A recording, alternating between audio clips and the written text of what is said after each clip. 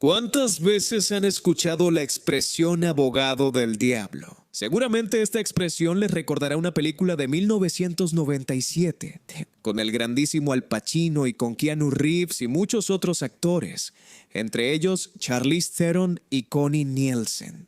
Una película diabólica en el verdadero sentido de la palabra. Una película en la que el personaje de John Milton, interpretado por Al Pacino, nos lleva a los abismos de la oscuridad del alma de una manera impactante. El abogado del diablo no es solo una película, también es una expresión. ¿Qué significa, por ejemplo, ser el abogado del diablo? Significa sostener intencionalmente una posición contraria o escéptica en una discusión, incluso sin compartirla, solo para provocar al oponente, para poner a prueba la solidez de sus tesis, tal vez para resaltar los puntos débiles o para alimentar un debate que a veces puede ser muy pesado, pero también hay quien el papel del abogado del diablo lo ha desempeñado de verdad. Hoy hablamos precisamente de un verdadero abogado del diablo. Su nombre era Roy Cohn y dejó su huella indeleble en la sociedad estadounidense desde principios de los años 50 hasta mediados de los años 80. Pero el eco de sus hazañas y de sus posturas, no solo políticas, continúa hasta hoy. Descubriremos por qué. Especialmente si usamos redes Wi-Fi, que son cómodas, tal vez de acceso público, evitan que gastemos demasiados gigas de nuestros planes tarifarios. Pero, justamente, ahí está el pero, hay un lado negativo. Existe la posibilidad de exponerse a riesgos elevados desde el punto de vista de la seguridad, porque una red no protegida permite que personas no precisamente bien intencionadas accedan a diversa información. Tal vez lo están haciendo incluso ahora sin darse cuenta. Se están exponiendo a un riesgo que podría volverse muy desagradable. Roy Cohn fue una de las figuras más controvertidas, influyentes y también simbólicas de la vida y la cultura del poder en Estados Unidos en la posguerra. Su vida atraviesa los momentos más tensos de la historia del siglo XX, sobre todo una historia estadounidense, el periodo de la Guerra Fría, el macartismo y luego el yupismo. Y se entrelaza con ambientes políticos, económicos y mediáticos, en los que la delgada línea entre el sentido de la legalidad y el abuso del poder a menudo resultó tan difusa que prácticamente era imperceptible. Su trayectoria personal y profesional, marcada por una ambición feroz, la falta de escrúpulos y también por algunas profundas contradicciones privadas, sigue siendo estudiada hasta el día de hoy, para comprender las dinámicas del poder contemporáneo. También porque Roy Cohn, en el último periodo de su vida, fue el maestro, además de abogado, de Donald Trump.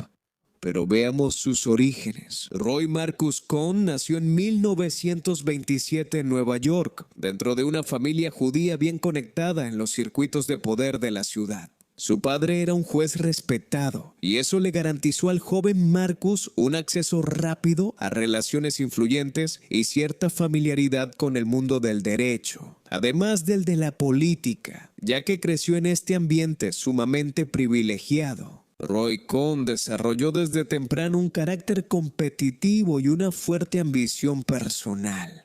Después de completar sus estudios en Derecho, en un tiempo rapidísimo, volvió a formar parte del equipo de la Fiscalía Federal dentro del Tribunal de Nueva York, distinguiéndose de inmediato por dos aspectos: una firme determinación para lograr su objetivo y una extrema agresividad hacia las contrapartes. Roy Cohn todavía es un joven abogado cuando la popularidad básicamente le llega de golpe. Estamos a principios de los años 50, son los años del miedo rojo. Ya hemos hablado de esto en dos videos, uno dedicado precisamente al miedo rojo y el más reciente a los esposos Rosenberg. Y es precisamente en ese periodo, durante el juicio a Julius y Ethel Rosenberg, cuando Roy Cohn salta a la fama. Los dos esposos que fueron acusados de haber transmitido secretos nucleares a la Unión Soviética son arrestados, encarcelados y llevados a juicio. El caso se inserta en un clima de fuerte tensión internacional. Es quizás el periodo más oscuro de la Guerra Fría, marcado por la paranoia anticomunista que invade a los Estados Unidos como una fiebre. Cohn, como se dijo en ese entonces, todavía es muy joven. Sin embargo, es elegido por la Fiscalía para desempeñar un papel principal. Él es quien contribuye a la construcción del caso de la Fiscalía, que llevará a la condena a muerte de los dos acusados. Años después, el mismo Cohn declarará abiertamente que ejerció presión sobre el juez y el jurado. Para obtener una sentencia ejemplar, Roy Cohn ya revela en ese periodo un enfoque del derecho fuertemente orientado al resultado más que al respeto de los procedimientos. Este episodio, el episodio de los esposos Rosenberg, la manera en que Roy Cohn enfrenta su trabajo dentro de la fiscalía, consolida su fama de hombre capaz pero despiadado, dispuesto a sobrepasar los límites, incluso éticos, con tal de alcanzar su objetivo. Roy Cohn, para todos, en ese momento se convierte en el abogado del diablo. Pero el verdadero punto máximo de su influencia se alcanza con su participación dentro del propio macartismo, una de las etapas más oscuras y controvertidas de la historia sociopolítica estadounidense. Después del juicio Rosenberg, Cohn se convierte en el principal asesor legal del senador Joseph P. McCarthy, la figura central de la campaña anticomunista que domina la escena política estadounidense. En ese periodo, Estados Unidos está atravesado por una verdadera ola de sospecha y paranoia. Funcionarios públicos, militares, artistas, cantantes de cine, ciudadanos comunes, cualquiera puede ser acusado de simpatizar con el comunismo.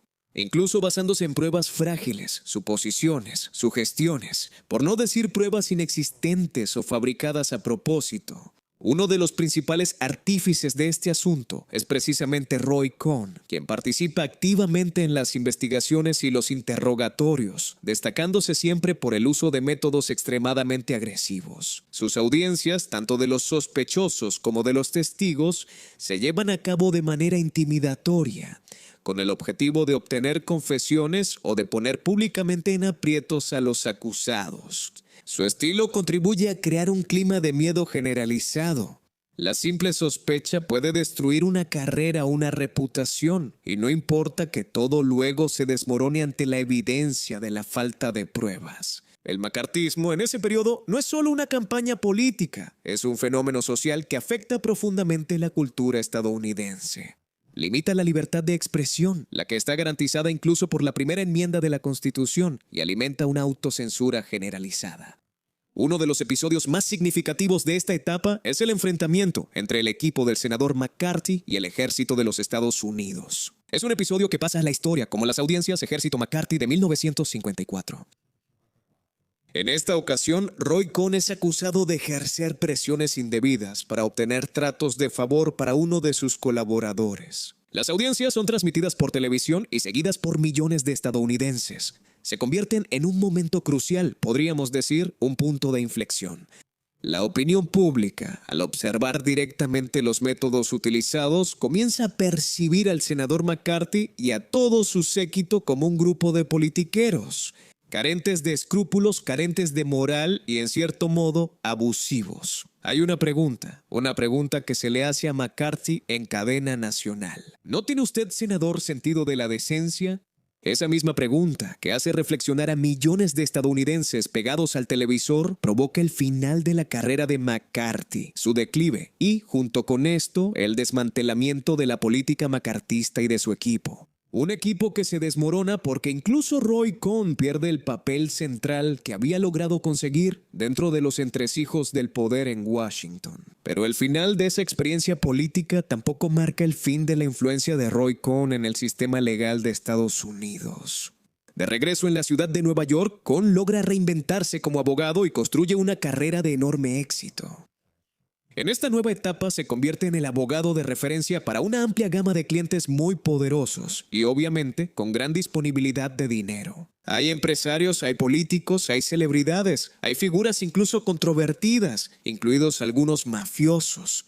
El despacho de abogados de Roy Cohn se convierte en un punto de encuentro entre los diferentes mundos del poder. El poder económico, el poder social, el poder mediático y el poder criminal. Él mismo se convierte en el abogado del diablo, de una red informal de relaciones que en esa época caracteriza a la ciudad y la convierte en todo menos un paraíso. Nueva York, entre los años 60 y 70, vive un periodo de extremo contraste entre las luces y el brillo deslumbrante de Manhattan y la pobreza que afecta a casi todos los barrios. Pero Roy Cohn no se preocupa por eso. Al contrario, consolida ese método que ya había experimentado dentro del macartismo. agresividad, capacidad de intimidación, uso estratégico incluso de los medios, tanto la radio y la televisión como las entrevistas que concede. Cohn no se limita a defender a sus clientes en el tribunal, no. Construye verdaderas campañas mediáticas para inclinar la opinión pública en un sentido u otro, influenciar a los espectadores, a los lectores y presionar a la contraparte. En este sentido, Roy Cohn anticipa un modelo de manejo del conflicto legal, pero también comunicativo, algo que se vería muchos años después de su muerte. Y es precisamente en este contexto particular que, a mediados de los años 70, Roy Cohn conoce a un joven ambicioso, heredero de una familia de constructores, que se llama Donald K. Trump. Donald Trump en esa época todavía está al inicio de su carrera. Tiene un padre que lo ha colocado dentro de su pequeño imperio inmobiliario. Tiene un hermano que tiene grandes problemas de comportamiento y de abuso del alcohol, pero también tiene grandes ambiciones, Donald Trump, además de tener problemas legales. En ese periodo, Donald Trump está enfrentando una demanda presentada por el Departamento de Justicia por presunta discriminación racial dentro de sus propiedades. Trump administra departamentos ubicados en edificios propiedad de su padre, alquilados a una multitud de personas. Alguien entre sus inquilinos lo denuncia sus prácticas, que estarían marcadas por un racismo no latente, sino evidente. Trump corre el riesgo de meterse en problemas. Por eso recurre a quien es considerado el mejor abogado de la ciudad. ¿Y cómo reacciona Roy Cohn? Le pide un fuerte anticipo y luego le propone cambiar radicalmente su propia estrategia. En lugar de defenderse pasivamente, Roy Cohn le sugiere a Donald Trump contraatacar, acusar al municipio y transformar el juicio en una batalla pública. Este enfoque tiene un impacto profundo en Trump, quien aprende 3 cosas de Roy Cohn. La primera, declararse siempre ganador, pase lo que pase, y ser el primero en hacerlo sin dejar que otros lo hagan por él. La segunda, negar siempre, negar todo, incluso negar la evidencia y sobre todo negar que está en dificultades. Tercero, atacar siempre, ser el primero en hacerlo, nunca dejar la iniciativa a los demás. Estas lecciones que Roy Cohn le dio a Donald Trump, si lo observan detenidamente, siguen teniendo efecto hasta hoy. Pero volviendo a esa época, a mediados de los 70, para el joven Trump, Roy Cohn es un mentor que le transmite una visión del conflicto social basada en principios absurdos. Nunca admitir una culpa, utilizar a los medios como herramienta de presión y transformar lo que podrían ser crisis en oportunidades. Muchos observadores imparciales, muchos politólogos han señalado cómo esta enseñanza influyó de manera fuerte y duradera en el estilo comunicativo y luego político de Donald Trump. Roy Cohn acompaña a Trump hasta la primera mitad de los años 80. Lo acompaña primero en la demanda por discriminación racial que ganaron, luego en la demanda para obtener la propiedad y la posibilidad de remodelar el Hotel Wyatt. También ganaron esa. Posteriormente, Roy Cohn también acompaña a Donald Trump en la construcción de la Trump Tower, la primera, la original, luego en los negocios en Atlantic City y en su rápida y voraz expansión en el mundo empresarial, a veces incluso en conflicto con su propia familia. Pero hay algo que no va bien entre ellos dos, algo que se quiebra. En cierto momento, Donald Trump se distancia de su abogado. Según Donald, es la voluntad de Donald Trump de liberarse de una sombra pesada, la de Roy Cohn, que fue útil como mentor, pero ya no es necesario. La otra es la vida privada de Roy Cohn. Roy Cohn, oficialmente, es un hombre exitoso que recibe a invitados adinerados, que organiza fiestas hermosas en su casa cada vez que es acusado, incluso en los medios, de ser agresivo o un degenerado. Roy Cohn responde a su manera. Él es el americano perfecto. Los degenerados son definitivamente otros que no entienden la belleza del estilo de vida americano. Sobre todo, Roy Cohn niega 2 cosas, estar enfermo y ser homosexual.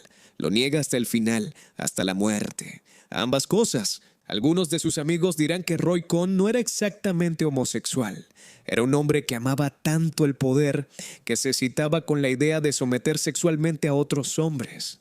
Todo esto se niega constantemente, también porque entre los años 50 y finales de los 70, sobre todo, en los ambientes de la administración pública, La homosexualidad en Estados Unidos se ve como una plaga, como algo socialmente inaceptable o incluso prohibido, censurable. Roy Cohn conoce las identidades de jueces y funcionarios homosexuales y los chantajea. Los chantajea constantemente para obtener lo que él quiere en su casa. Siempre hace lo que quiere. Se construye una imagen pública completamente opuesta e incluso llega a participar indirectamente en la persecución de personas homosexuales. Lo había hecho durante el macartismo y también lo hace en los años 60 y 70. Es un hombre complejo, Roy Cohn. Es un hombre que contribuye a la represión cuando, si miramos bien sus excesos, su elección de vida, habría sido susceptible de la misma represión. En los años 80, Roy Cohn contrae el VIH y desarrolla SIDA. Pero incluso en este caso niega públicamente la realidad. Cuando su amante se enferma, obliga a Donald Trump a darle un trabajo bien pagado y un alojamiento lujoso dentro de la Trump Tower. Alojamiento del que esta persona será desalojada poco antes de morir. El mismo Roy Cohn, cuando empieza a presentar los primeros síntomas de la enfermedad, afirma públicamente que padece un tumor en el hígado. Es algo horrible, pero socialmente aceptable. La negación de esa enfermedad refleja el estigma social de la época. Una época en la que el SIDA es considerado como algo distante, perteneciente a las clases más pobres, a las clases más degeneradas de la sociedad y que deben ser marginadas. Pero es el mismo Roy Cohn quien termina siendo marginado. Entre 1984 y 1986, su relación con Trump se enfría, por no decir algo peor. La última vez que Roy Cohn ve a Donald Trump es con motivo del cumpleaños en Mar-a-Lago, en Florida. Terminadas las celebraciones, la habitación que le habían dado a Roy Cohn para que descansara es desinfectada por el mismo Trump, quien desde ese momento rompe radicalmente la relación con su viejo abogado. Roy Cohn muere de SIDA en 1986, unas semanas después de ser expulsado definitivamente del Colegio de Abogados por conducta inapropiada. Impropria e indegnità morale. Después de haber esquivado tantas veces las acusaciones debido a sus métodos hiperagresivos, Roy Cohn paga de golpe todo lo que había hecho antes. Su legado sigue siendo motivo de debate hasta hoy. Para algunos, Roy Cohn fue un abogado brillante, un hábil estratega, capaz de moverse con extraordinaria eficacia en los centros de poder. Para otros, Roy Cohn representó un símbolo de abuso, manipulación y absoluta falta de ética. Su figura ha tenido múltiples representaciones, tanto en el teatro como en el cine. A veces descrito como un personaje trágico, otras veces como un demonio vestido de traje. Pero en general, la vida de Roy Cohn ofrece una visión privilegiada sobre algunas dinámicas fundamentales del poder moderno. El uso del miedo como herramienta política, la centralidad de los medios en la construcción de la realidad o de un metaverso, y la posibilidad de transformar un conflicto en una forma de dominio psicológico. Su influencia, directa e indirecta, sigue siendo visible incluso hoy en día, no solo en lo que hace Donald Trump en la Casa Blanca, no solo en los métodos que utiliza Donald Trump en la comunicación diaria.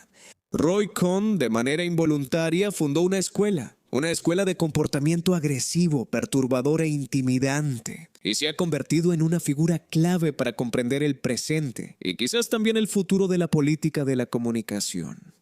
Roy Cohn, el abogado del diablo, quien envió a la silla eléctrica a Julius H. Rosenberg, quien construyó y moldeó el mito de Donald Trump, encarnó en sí mismo la cara más oscura y contradictoria de Estados Unidos. Y si hoy vemos juicios convertidos en espectáculo, si hoy vemos abusos perdonados y considerados en general aceptables, si hoy vemos una cierta manera de actuar incluso en la política, se lo debemos a él y ciertamente no podemos darle las gracias.